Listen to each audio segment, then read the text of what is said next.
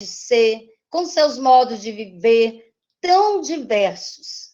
A Rosilei traz aí essa discussão, né, que a diferença não pode ser transformada em desigualdade. Então, quais são as nossas perspectivas de trabalho?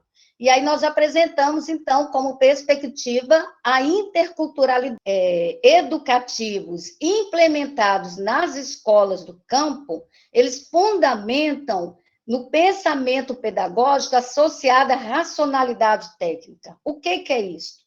É uma racionalidade que privilegia um modelo de educação centrado na reprodução de conhecimentos e valores tidos como verdades universais, vinculados às matrizes culturais eurocêntricas e norte-americanas. As práticas educativas instituídas neste contexto trazem as marcas de uma pedagogia autoritária, de uma pedagogia colonizadora, na medida em que ignoram, silenciam, subalternam os saberes, as experiências culturais dos diversos povos que habitam no campo, né, nos diferentes territórios campesinos, e promovem a reprodução do conhecimento deslocado dos seus contextos. Né? Então, qual é o objetivo quando esse autor escreve esse texto? Então, ele tem como objetivo nesse trabalho, pode passar, pode passar. O autor busca refletir sobre as lutas dos movimentos sociais na defesa de um projeto de educação do campo comprometido com a valorização das práticas sociais dos camponeses, a produção coletiva do conhecimento e a construção das alternativas de transformação social. E aí ele destaca, né, no texto, a riqueza da nossa nação. A diversidade pode passar, a diversidade da nossa sociedade, né? O encontro, né, entre essas diferentes culturas. Né? É uma nação que nasce sob a égide da diversidade e miscigenação cultural. No entanto, o autor adverte, né? Este encontro de povos e culturas nem sempre ocorreu de forma harmoniosa. Então, os conflitos sempre existiram, né? Desde o momento em que os europeus vieram para o Brasil e tomaram aí as nossas terras, né? Invadiram as nossas terras. Hoje, eu recebi um manifesto, e depois vou colocar no grupo, né? Para a gente perceber que esses conflitos, eles são frequentes e são permanentes, e eles continuam. Hoje eu recebi um manifesto de mulheres indígenas do Brasil contra a barbárie cometida a uma jovem chamada Daiane Caingang, uma jovem de 14 anos, nesta quarta-feira. A jovem foi encontrada nua e com as partes inferiores da cintura para baixo arrancadas, né? Com pedaços do corpo ao lado do corpo, ao lado do próprio corpo dela, jogado em cima do corpo dessa criança. Então, nós temos visto assassinatos diretos, dia após dia. É um conjunto de violência contra esses povos, que são subalternizados, que são inferiorizados. E o autor diz, e eu repito, nós tivemos uma formação histórica marcada pela relação desigual entre povos de diferentes culturas, permeada pelas relações de poder, pelas relações de dominação, pelos encontros, pelos conflitos, pelos enfrentamentos e pelos estranhamentos constantes. E aí eu trago uma citação dele, que coloca assim, que eu achei muito interessante para as nossas reflexões. Pode passar. Ele diz assim: a lógica dominante no percurso da história política, social e cultural do Brasil está associada à relação desigual e de superioridade entre povos e culturas, com a supremacia da cultura europeia com relação a outros povos. Assim, os saberes, as práticas socioculturais dos povos indígenas, africanos e seus descendentes sempre foram ignorados ou invisibilizados em nome de um padrão cultural considerado como modelo, como moderno e civilizado. Então, há um padrão nessa sociedade. E todos que se distanciam, né, como os Zirley traz os conceitos aí, né, todos que se distanciam deste padrão, deste modelo, desses saberes universais, são subalternizados, são inferiorizados. E aqui eu acrescento, né, outros povos, né, os quilombolas, eu trago aqui os ciganos, os pomeranos, né, todos que se distanciam, né, desse padrão cultural considerado como superior, moderno, civilizado. Esses povos são subalternizados, invisibilizados, né, e discriminados. Pode continuar. Mas há os movimentos de resistência para contraporem a esse pensamento eurocêntrico e norte-americano.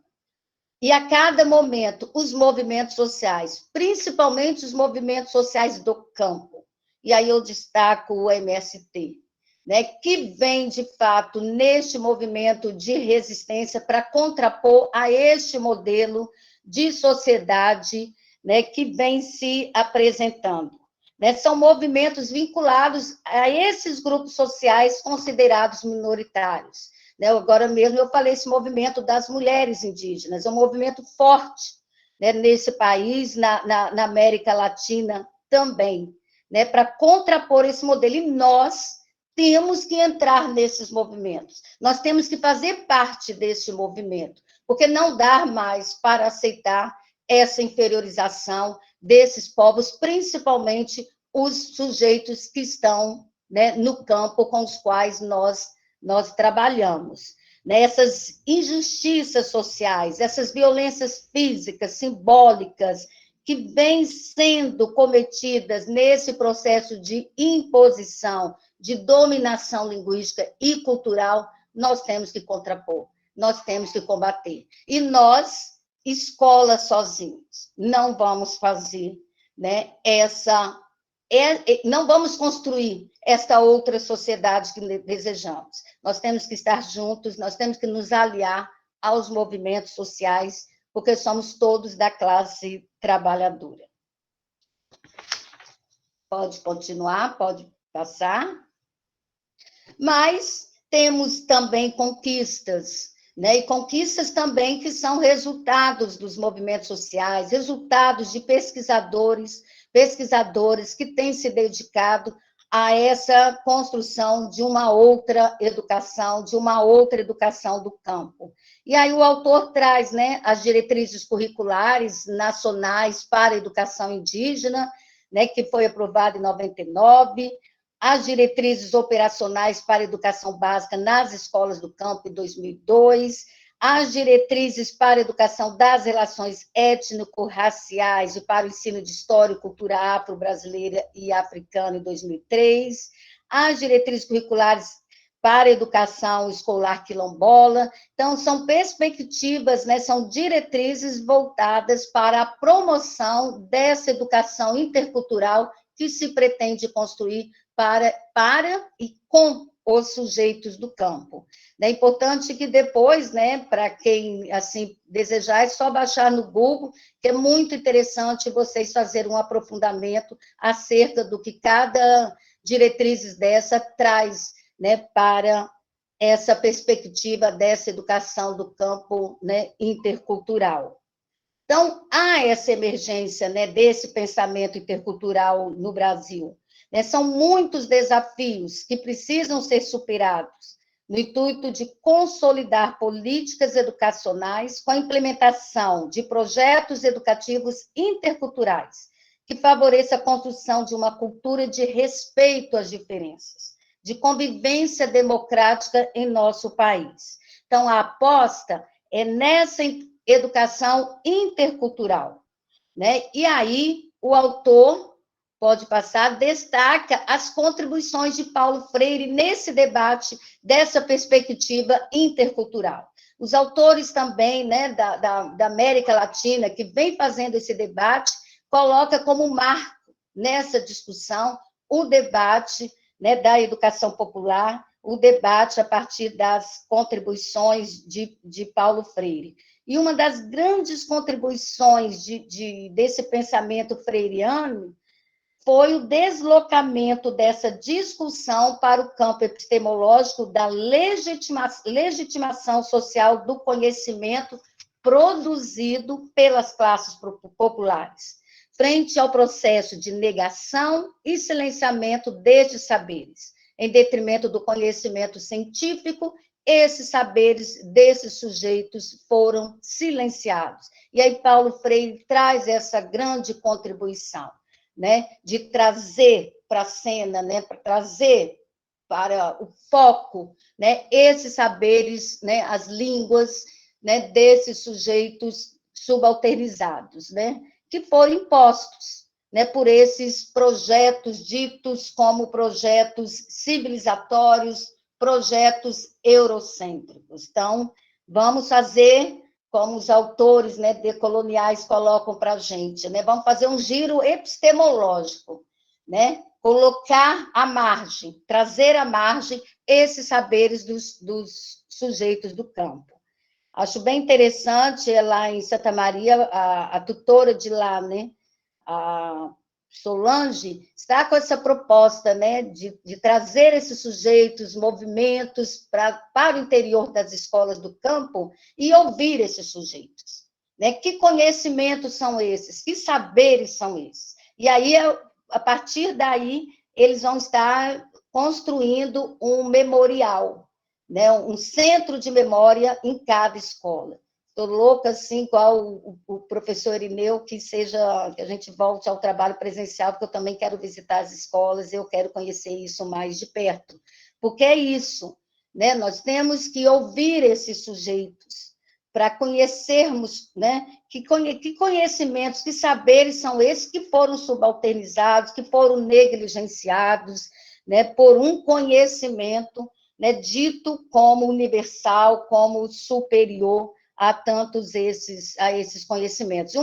Outra contribuição dessa perspectiva e desse pensamento de Paulo Freire e diz, né, esse reconhecimento dos sujeitos sociais em suas especificidades, em suas diferenças, em suas peculiaridades, considerando esse aspecto algo essencial na sua afirmação enquanto sujeito, enquanto ser histórico, enquanto protagonista da transformação, desse processo de transformação social que nós tanto buscamos.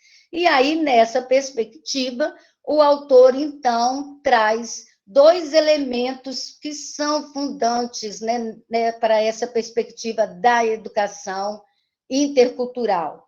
O primeiro evidencia o respeito ao educando e à educanda, aos seus conhecimentos e saberes. Para isso, gente, nós temos que olhar esse outro, ter esse olhar sensível para o outro. Nós não podemos tratá-los como se todos, né, fossem iguais, né? Não podemos homogeneizar, nós precisamos olhar, ter esse olhar sensível para reconhecer esse outro na sua diferença. Então, dentro esses conhecimentos, né, trazer, conhecer, respeitar os saberes numa dimensão humanística, pautada aí, né, um pouco das contribuições de Paulo Freire, né, pautada na amorosidade, que deve nutrir a relação entre educandos, educadores e educadoras, no processo de produção do conhecimento e reafirmação da vida. Também um outro elemento, situa este debate no campo epistemológico, reconhecendo o significado político e cultural implícito no ato educativo de respeito e valorização dos saberes da experiência, trazidos pelos educandos, né, pelas educandas, para esse processo de conhecimento no contexto das práticas educativas. Então, nós vamos ouvir esses outros, porque os saberes, né, ocidentais, os saberes eurocêntricos, eles estão colocados, eles estão em toda parte. Agora, esses saberes que foram silenciados, essas línguas que foram silenciadas, nós temos que ir até onde o povo está, né? Nós temos que ouvir, nós temos que ter esse olhar sensível. E aí ele destaca a contribuição nesse movimento dessa perspectiva, né, dessas práticas interculturais, a contribuição dos movimentos sociais. Né? E quais são essas contribuições? Então, ele diz, né, que o movimento da educação do campo busca construir estratégias políticas e pedagógicas que fomentem a apropriação crítica da realidade em diálogo com os saberes construídos historicamente pelos povos do campo. Trata-se de um trabalho que busca instituir uma disputa política e epistemológica no campo da interpretação das realidades.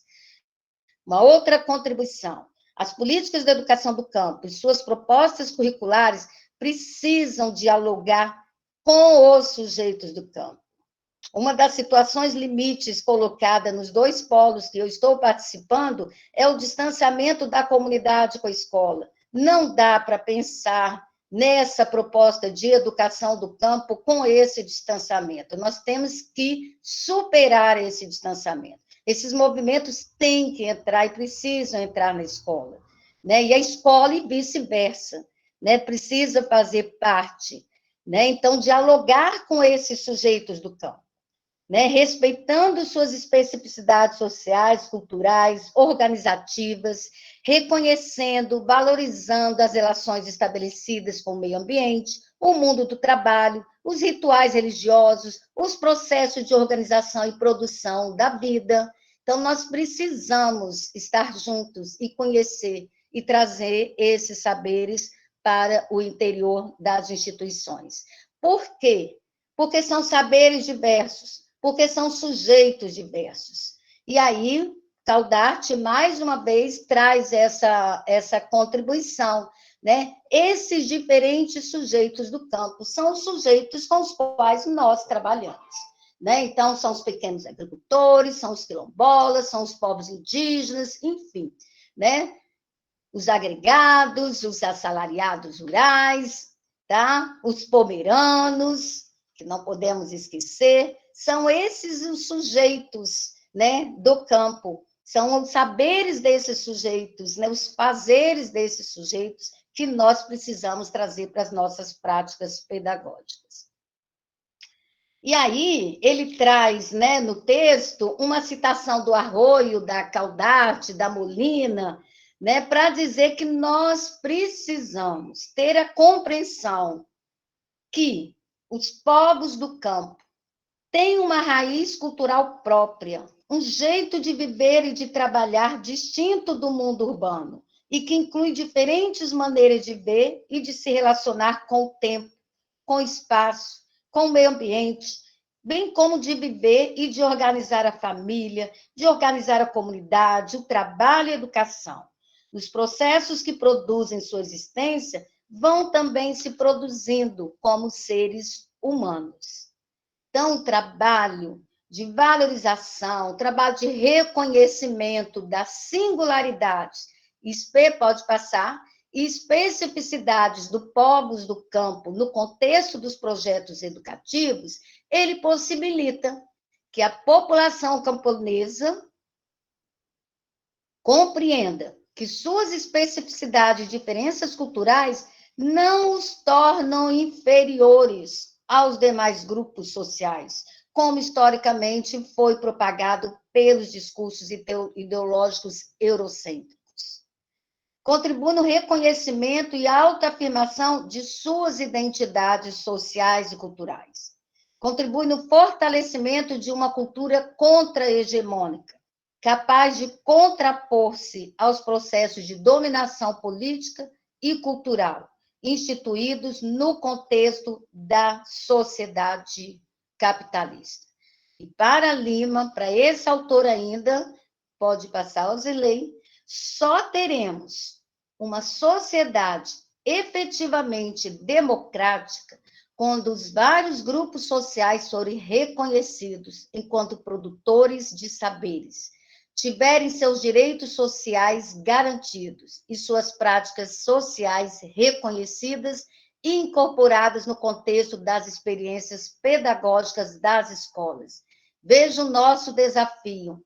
Temos um desafio muito grande com essas classes populares, com esses sujeitos do campo. É um compromisso que nós precisamos, cada um, assumir para si, para que, de fato, esses sujeitos possam ser respeitados, pelo menos no seu direito de dizer a sua palavra, de falar a sua língua, de ser reconhecido como são, na sua singularidade, nas suas especificidades.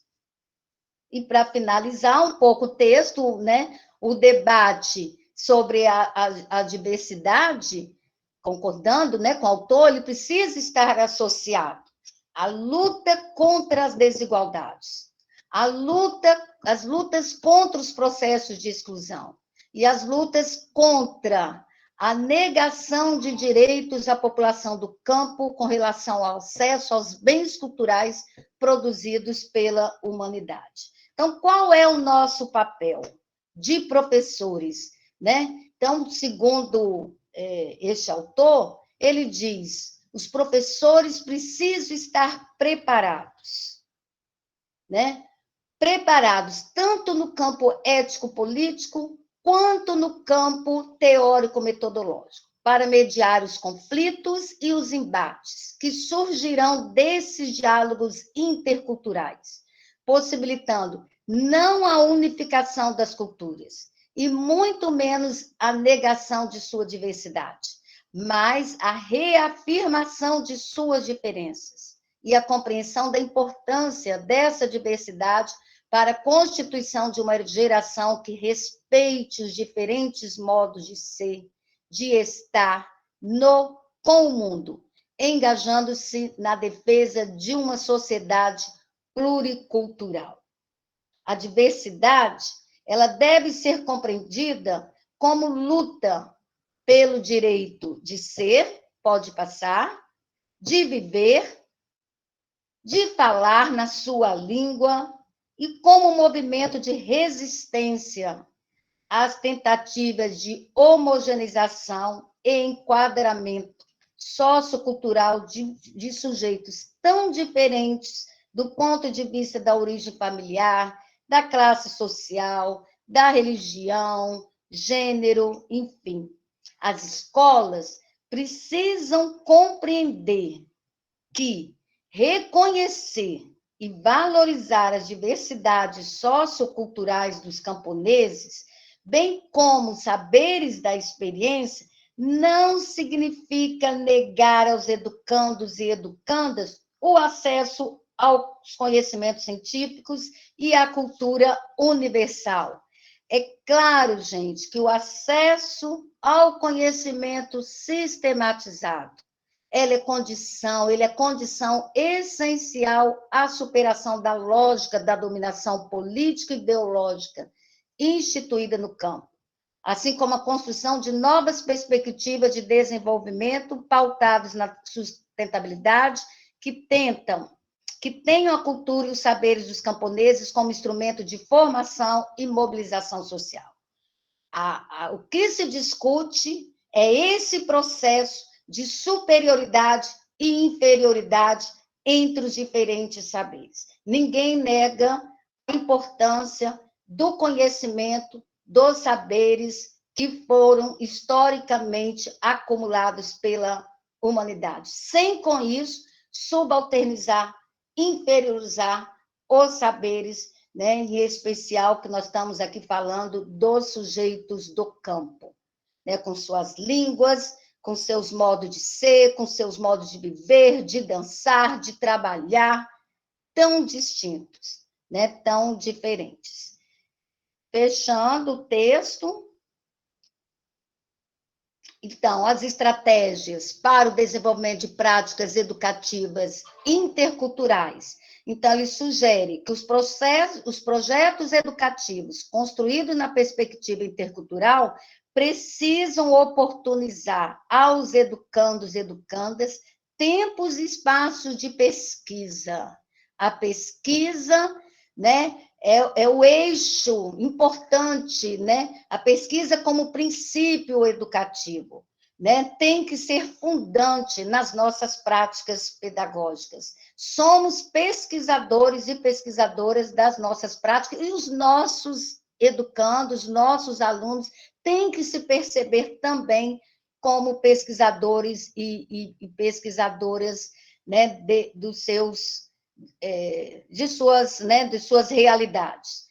Também algo importante, né? O reconhecimento da história e da memória da sua comunidade. Então, vamos conhecer a história, né? As memórias, vamos registrar essas memórias, né? Para que elas não se percam. Nós produzimos um livro, aí o professor Irineu é um dos autores, com as memórias das mulheres pomeranas. Nós fomos ouvir mulheres e elas contaram as histórias que até bem pouco tempo muitos pomeranos nem conheciam. E essas histórias precisam chegar nas nossas escolas, porque historicamente elas foram silenciadas. Elas estão nas memórias desses sujeitos. Nós precisamos ouvir esses sujeitos, nós precisamos registrar essas memórias, nós precisamos documentar essas memórias. E esse é um material que nós podemos transformar como material, né, educativo, como um exemplo aí do Centro de Memória, né, com as crianças registrando essas histórias, trazendo essas pessoas para o interior, né, das nossas escolas e registrando essas memórias, escrevendo essas histórias. Essa é uma estratégia, né, muito importante. Então, nesse esforço de trazer à tona histórias para associar os sujeitos do campo, é fundamental criar esses processos, né, de reconhecimento. Então, nossos desafios, temos que democratizar as escolas, universalizar a educação básica, garantindo acesso aos diferentes grupos sociais. Temos que pensar numa política de formação que prepare os profissionais da educação para acolher esses educandos em sua especificidade, complexidade e diferença, garantindo não só as condições da inclusão social, mas também a sua inserção enquanto sujeito no contexto sociopolítico e cultural. E como atividade